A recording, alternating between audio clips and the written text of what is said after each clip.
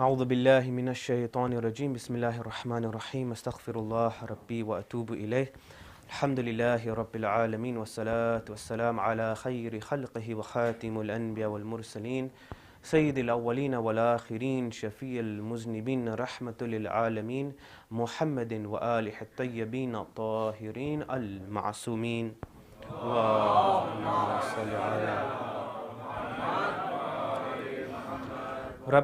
ربنا لا تزغ قلوبنا بعد إذ هديتنا وهب لنا من لدنك رحمة إنك أنت الوهاب. Assalamu alaikum, my dear brothers and sisters. Just like to begin by first of all saying that please forgive me for any of my limitations or mistakes, or if I've offended you in these lectures. I'm going to obviously finish a lecture today. Inshallah, I only pray to Allah that whatever small I have contributed, really in the honor of Imam Sajjad alayhi salam, is accepted by the Almighty.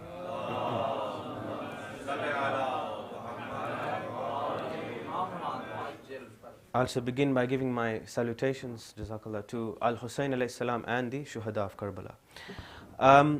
The last lecture basically is following on from yesterday, where I began talking about some of the problems which the Muslim ummah are experiencing and how our dear fourth Imam can contribute positively to these problems. And we concluded that Risalat al-Huquq can be, if we want to make it to be, can be a template international legislation to reform the Muslim ummah, so that there is less infighting, so that there is more respect, and to also show wider humanity what we think of law, that law is also to do with spirituality, and it is also to do with akhlaq. Okay? Now, today I want to just introduce some new challenges to you, and then also introduce how the fourth Imam can provide a possible solution. So let me give a context. This lecture fundamentally will be about education. What is the concept of Islamic education, and what is happening in the world? Now, let me just give you some trends, okay? I had the opportunity to review a book by Sayyid Raza Amali. He's an Iranian scholar, and the book was entitled Western Academic Perspective of Muslims, Islam and Islamic Countries. This is a very recent work. It's a 4-volume set, okay? And he comes up with the following statistics after researching virtually all universities, libraries, what's online, everything. And what he does, he says that Muslims have to be aware that there are certain trends happening within the whole world, some of which are very much against Islam, some of which are very subtle, and some of which are very positive. There are some people that are writing, for example, good books about Islam, okay?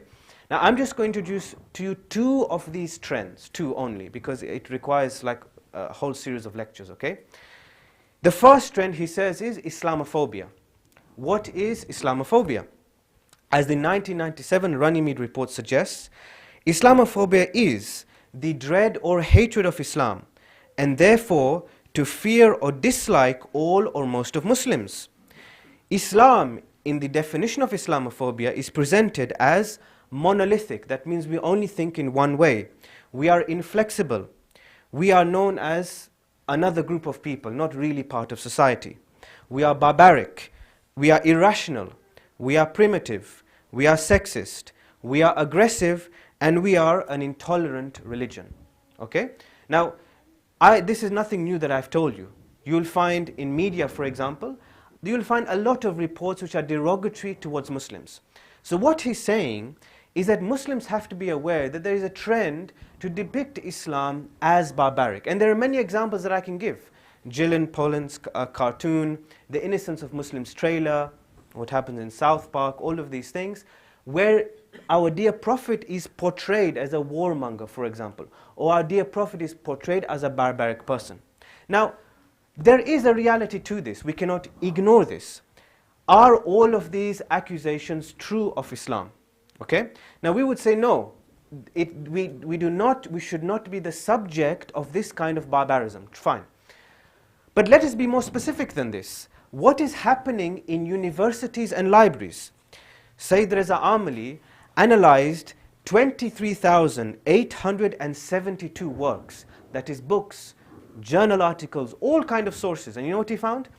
He said that 13.4% of this sample is intentionally Islamophobic. And this figure is rising and has been rising since 9/11. What it means is, my generation and younger, when we go to the library, okay, or a person growing up in my generation who is not a Muslim, the book that they will pick up from the library, quarter of the percentage of books in the library, let's say, will be Islamophobic. So they will be conditioned to think that a Muslim is another person, or he is an alien in society.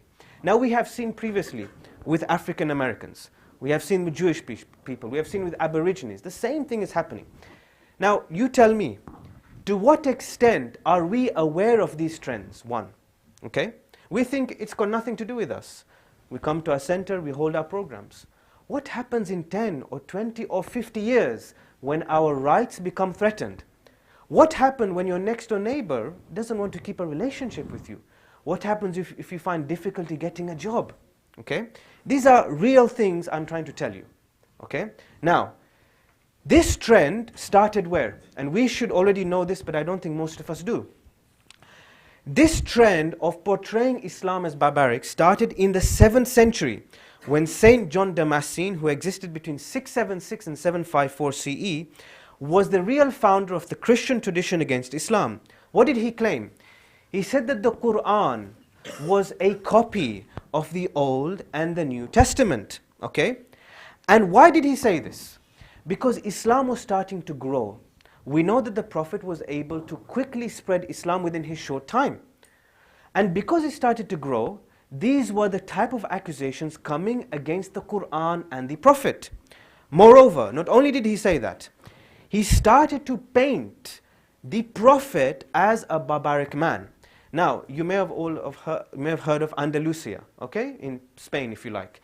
In Andalusia, whilst people say, well, this was a lovely time when Christians and Jews and Muslims working together, to some degree that's true.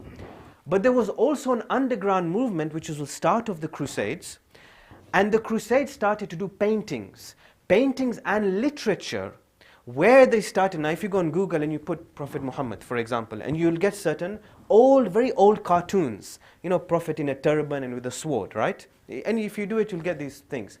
Where did this come from? These came from old Christian paintings. Now look today, if you look at media or you look at cartoons and you look at documentaries, they use the same images to show that Islam is barbaric. So what does it tell us? It tells us the intellectual movement against Islam has picked up and is now even vibrant, especially since 9/11. But how many of us know the roots of this history? And if you look, what are we doing to counteract this history? Our 3 or 4 or now 5, 6, I don't know, Shia channels that we have, how many majalis do we show on these channels? If you switch it on, you get a majalis or a dua or an interview with a scholar. We don't even have the creativity or the history to produce a documentary to counteract this trend. Only a year and a half ago, I don't know if you heard of this, there's a documentary on Channel 4, extremely popular documentary, which talked about the origins of Islam and the Prophet. It was done by the historian Tom Holland. I know what Tom Holland said. Tom Holland said exactly what I have said today. He said that Makkah never really existed, that the Quran was a copy of the Old and the New Testament and influenced directly by Jews and Christians. Now this guy is an educated historian, I think at Oxford or Cambridge. What is he doing? He's using the same sources since several centuries ago to form his conception of Islam. Now, how many of us and how many alims and how many scholars, Shia and Sunni, are writing against this trend so that if we want to live and remain in this society, we remain in this society confidently and expressing our rights.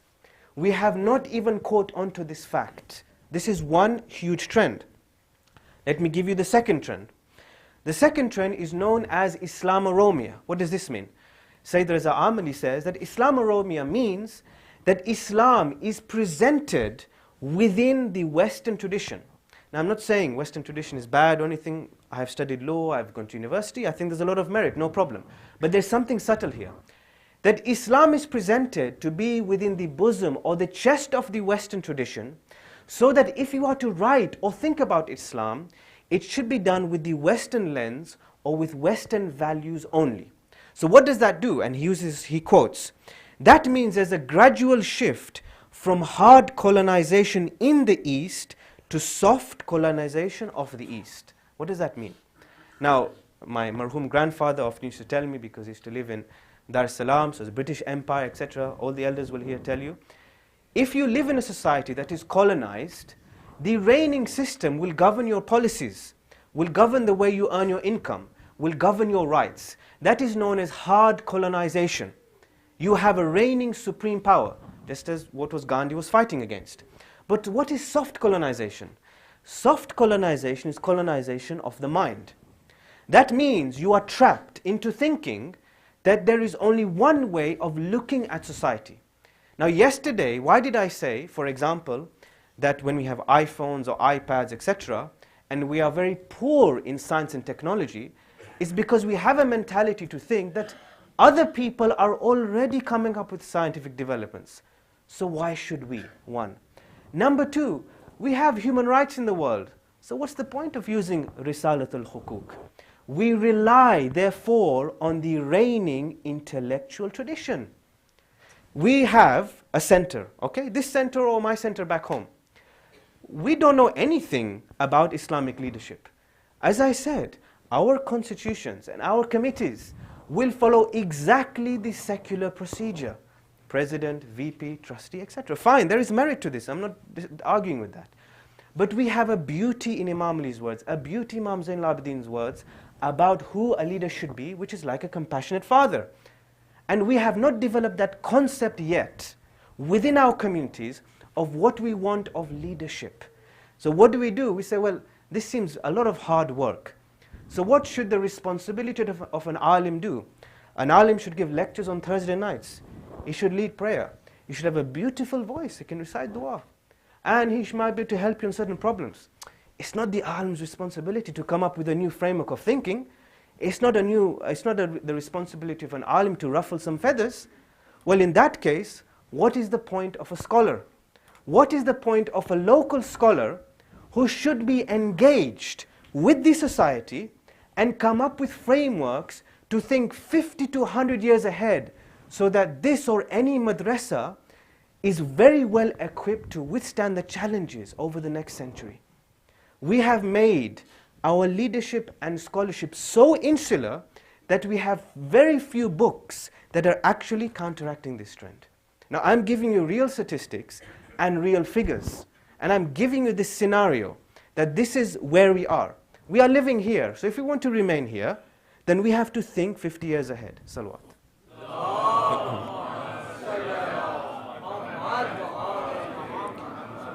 So this is the context. Now you might say, well, how is our dear fourth Imam, Imam Sajjad, relevant to this? Okay? How is our dear Imam relevant to this? I've only chosen one area. I could choose many, but I've only chosen one area. This is in the realm of what is known as spiritual education. Spiritual education means, and I'm giving you a general definition, is the search for transcendence, the search for creativity, the search for inspiration, the search for meditation. Thinking about education in a holistic way, that education is not just about memorization and examinations, but it is about being inspired. It is about knowing your place in the universe and contributing to the universe and society. This is spiritual education, Islamic and Western. Islamic, of course, will be different because we put Allah as the center within spiritual education. Now you might say, well, why is this relevant to us? Let me give you some statistics. There was a research done by Harry, UCLA's Higher Education Research Institute, between 2003 to 2010. Okay? And they did a research called Spirituality in Higher Education, and they produced a book about it as well. They examined data from 14,527 students attending 136 colleges and universities in the USA. So this was one of the first expansive studies on spiritual education, on whether people, atheists, non-Muslim, Christian, Muslim, whoever they are, would they like to feel spiritual in their lives? Would they like to be spiritual in the universities? What did they come up with? And we sometimes have this mentality that, well, other people are not spiritual, or they are non-Muslim, or they are convert and revert. And these statistics will totally disprove that divisive mentality that we have. 74% of students are searching for meaning and purpose of life and believes that the college or the university should play a strong role in helping their spirituality. 81% of faculty members, that's professors and teachers, also considered themselves to be spiritual people, and 69% sought for opportunities to spiritually enhance themselves. But what did the people find? The very teachers and students said that our university and our college does not give us the spiritual environment to develop ourselves. And then what was the conclusion of the report? They said, it is our shared belief that the findings provide a powerful argument that the higher education in colleges and universities should attend more to students' spiritual development, because spirituality is essential to the student's life. Okay? Now this is, I'm giving you almost a huge worldwide kind of study. Okay? We, in my humble view, can offer something to the wider humanity. We don't always have to think that Islam is about fiqh and aqaid and tafsir and mantiq. Tell me, how many experts in Islamic education do we have within the ummah, Shia and Sunni? Can you name them? I know a few. Yes, I've interacted with them. But how many in comparison to fuqaha and mufassirin? How many? Can you tell me? How many people do we have who are focusing on developing Islamic educational models? Hardly any. And that's because we don't want to develop education or sociology or politics. We want to be very content with the classical subjects that we have, as important as they are. But you have to equally, if not more today, develop experts within these other ulum. If you don't do that, then Islamic religion and the intellectual tradition of Islam becomes a relic. It cannot contribute anything. And all we are studying is historical things. Whereas you look at the Prophet's time, you look at the sixth Imam's time. Why was the sixth Imam respected by virtually all of the Muslim sects at the time? Why were there 4,000 narrators of the sixth Imam? Why was he relevant to the Amma and the Khasa, to the general body of the society, as well as the Khasa, that is basically the Shia? Because he was a universal figure. Because his knowledge appealed to everybody. We have to think in this universal manner. When we say sixth Imam was, contributed in science and this, yes, because he understood that nobody will listen to him if he is not aware of the evolving trends. We have to think like that. Now, if this is the reality, what can the fourth Imam contribute? And I introduced this yesterday, but I want to develop it. Our fourth Imam at the start of Risalat al-Huquq says the following. He says, the greatest of God's rights against you is the right which He has made incumbent upon you for Himself. This is the root of all rights. You know that Allah's right is superior. But then Allah created rights within the diversity of our organs. There's rights, there's huquq flowing in all of our limbs. So Allah intentionally made the human being like that. Where are these rights? These rights are from our crown to our foot. And what specifically are these rights? Allah has given the tongue, the lisan, a right against you. Your hearing, a right against you. Your sight, a right against you. Your hand, a right against you. Your leg, a right against you. Your stomach, a right against you. And your private part, a right against you. If we think that first of all, I am a commanding person, no, that is incorrect. My organs should command me. My tongue is not meant to speak obscene language. My stomach is not meant to eat unlawful things. Or I'm not meant to eat too much. Before I do anything, I must think, what would my limbs like me to do? Now, this might sound very strange. How do we think like this? Today, as I have said, we are conditioned to think. We think that the salat has the legal ahkam, but we may not focus on the spiritual ahkam. Okay? We are conditioned to think that, for example, those of us who have gone on away retreats and leadership development training programs which have their merit, you are trained to think like, okay, I've got to work in a team, I have to learn how to communicate and all of these things. So therefore, already we are conditioned to think about skills. But this seems a bit like an alien concept to us. How can I think that I owe responsibilities to my limbs? It's okay. All we have to do is develop a framework in order to teach ourselves that that's how we're meant to respect each other and meant to respect our limbs. And if you teach this to a child who's very young, I guarantee that that child would immediately respect what he eats, would not backbite, would not speak disrespectfully to his parents or her parents, would not go and bully other children in the playground, because he's conditioned to think in this very deep-rooted spiritual manner. We often ask, how were the Imams patient? How could they be so contemplative? It's because they were taught like this. We are taught in a certain way, and hence education is crucial. If you teach a child in a certain way, that's exactly what he or she will become when he or she grows up. But if you teach him to think in this kind of way, he or she will grow up with a very deep spiritual insight about his or her life. Salawat.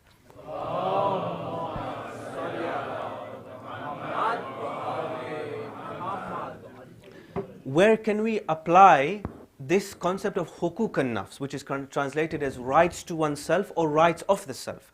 Zayn al-Abidin uses these two words, huquq and nafs.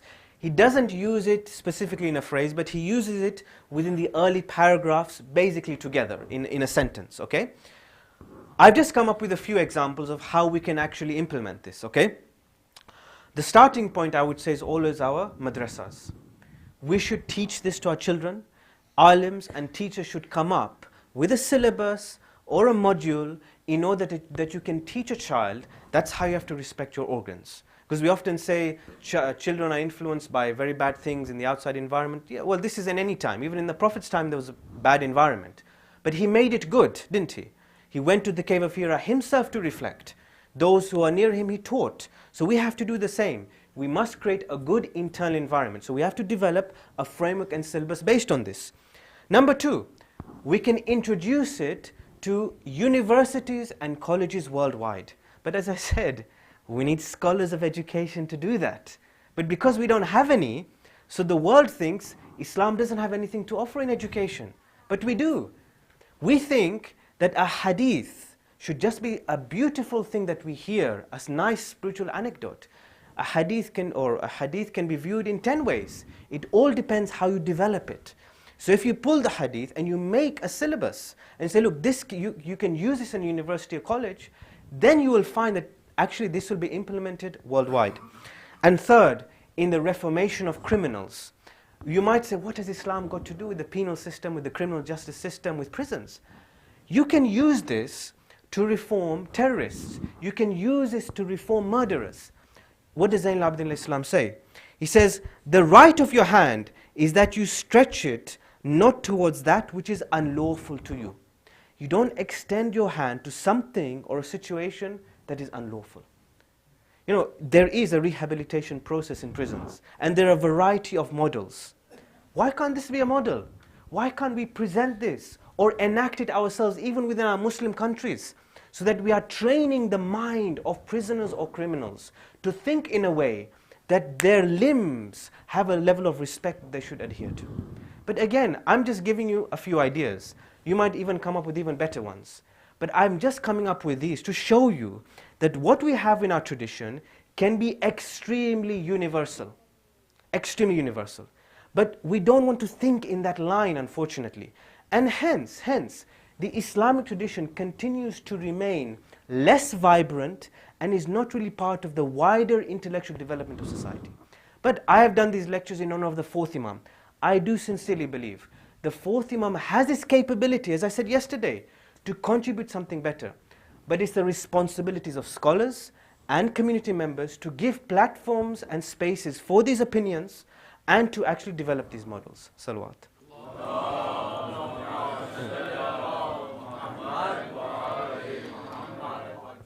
I pray to Allah subhanahu wa ta'ala that inshallah some of these words that I have said are accepted by the Almighty, and inshallah maybe they will bear some fruit. Inna lillahi wa inna ilayhi raji'un. Jazakallah. Brothers and sisters, yesterday I said that our dear Zaynab and Imam Sajjad, peace be upon them, the children, the women, they were being dragged in Kufa and they were uncovered. Now they are being taken to the court of Yazid. And look what Yazid does, and look at this exchange. The captives were being tied with ropes as they were brought into the court. Imam Sajjad looked at Yazid and he said, "O Yazid, what would the Prophet say to you if he saw us in this state?" At this, Yazid gave instructions for the ropes to be untied. Lady Zaynab saw the severed head of the Imam placed in front of Yazid on a tray. And with intense grief, she cried out as she saw the beheaded head of Hussein. She said, "Oh my Hussein, O love of the Messenger of Allah, son of Makkah and Mina, son of Fatima al-Zahra, O son of the daughter of Mustafa." As people heard these names being mentioned, all of the people in the court started to cry. But Yazid had full of hate in him. Seeing Hussein's head, he asked for a stick, and in front of the Imam's crying family, he began to poke at the blessed lips and the teeth of Aba Abdullah. People who witnessed this said, "O Yazid, how can you poke Imam Hussein's teeth? For I have heard the Prophet say that Hassan and Hussein are the leaders of the youth of paradise." Yazid started to get angry. And although people were crying, he continued to poke the lips and the teeth of Hussein even more. He started to say proudly, "Had my elders at Badr witnessed all this, they would have applauded and said, 'O Yazid, may you never perish.'" When Lady Fatima and Lady Sakina, two daughters of Hussein alayhi salam, when they saw this, you know what they said? They said, "O Auntie Zaynab, Yazid is poking away at the teeth of our fathers with his stick." Lady Zaynab now stood up. She rebuked Yazid. She said, "Why do you poke at them? May your hands be cut. These are the faces that have adorned themselves in sajda. You are poking the head of someone that used to bow to Allah in sajda for great lengths." Then Al-Baqir alayhi salam narrates, when he sees this, he says, "We were 12 children whose hands were tied to our necks. My father Imam Sajjad was the eldest, and there was great fear for his life." Even the young Baqir, he was 4 or 5 years old, remembers this tragedy. Children who are sitting here, whose hands are free, remember that if your hands are tied, how would you feel? Lady Zaynab then continues to rebuke. She says, "They killed Hussein who was burning with thirst." Oh, brothers and sisters, do we not remember when the 8th Imam used to hold majalis and he used to narrate to his companions? How did he narrate the tragedy of Hussein alayhi salam? He used to say, "Innahu dhubiha kama yudhbahu al-kabsh." Indeed, he, Hussein, was slaughtered like a sheep is slaughtered. For Hussein was alone, like a sheep is alone in the field. And they broke one-to-one combat, and they started to strike arrows and spears into his chest, and they eventually beheaded his chest. He was only like a sheep ready for the slaughter. When finally the women and the children were allowed to visit the grandfather in Makkah, the Prophet of Allah, they said, "Oh grandfather, Al-Hussein was killed on the plains of Karbala." Lady Zaynab started to complain to Rasulullah, and she said, "O Messenger of Allah, you had admonished your ummah to do good, but they disobeyed you. They killed the members of your household with burning thirst. Then, oh brothers and sisters, and this touches my heart, they went to the grave of Lady Fatima and they complained to Bibi Fatima. And they said, "Oh Fatima, your daughters were taken as prisoners. We were paraded from one city to another. Your beautiful household was scattered in the wilderness. And we were made destitute. They came into our tents and they took our jewelry and they ripped our scarves. Oh mother, oh Lady Fatima, had you been alive, you would not have ceased crying for us till Yawmul Qiyamah." And they started to sob in front of Rasulullah. They started to sob and cry in front of Lady Fatima. Do we not remember the words of Zaynab at Kufa? Do you know why they were crying at their graves? Because when she addressed the people of Kufa, Lady Zaynab said, "Oh Kufans, don't you know which part of Muhammad's heart have you cut and severed? We cry today at the death of Hussein alayhi salam. We cry when they visited the graves. But remember, brothers and sisters, Prophet Muhammad is turning in his grave.